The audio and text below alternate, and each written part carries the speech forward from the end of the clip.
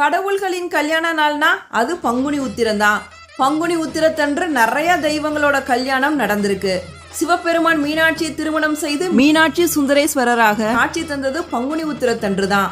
முருகப்பெருமான் தெய்வானையை திருமணம் செய்ததும், ஸ்ரீராமர் சீதா தேவி திருமணம் நடந்ததும், ஆண்டாள் ரங்கமன்னரை கரம் பிடித்ததும், தேவர்களின் தலைவனான இந்திரன் இந்திராணியை திருமணம் செய்ததும், நந்தி தேவர் சுயசை திருமணம் செய்ததும், 27 நட்சத்திரங்களுடன் சந்திரனின் திருமணம் நடந்தேறியதும் இந்த பங்குனி உத்திரத்தன்று தான். பங்குனி உத்திரனால திருமணம் மட்டும் நடக்கல, தர்ம சாஸ்தாவான சுவாமி ஐயப்பன் அவதரித்ததும் பங்குனி உத்திரம் அன்னைக்கு தான்.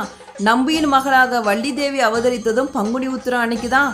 செல்வத்தின் அதிபதியான மகாலட்சுமி அவதரித்ததும் பங்குனி உத்திரம் அன்று தான். அது மட்டும் இல்லாம மகாவிஷ்ணுவின் மார்பில் மகாலட்சுமி அமர்ந்தது, பிரம்ம தேவனின் வாக்கில் சரஸ்வதி அமர்ந்தது போன்ற நிகழ்வுகள் நடந்ததும் பங்குனி உத்திரம் அன்னைக்கு தான். உங்களுக்கு திருமணம் தடைப்பட்டுக்கிட்டே இருக்கா? பிடித்த வாழ்க்கை உங்களுக்கு அமையணுமா? அப்போ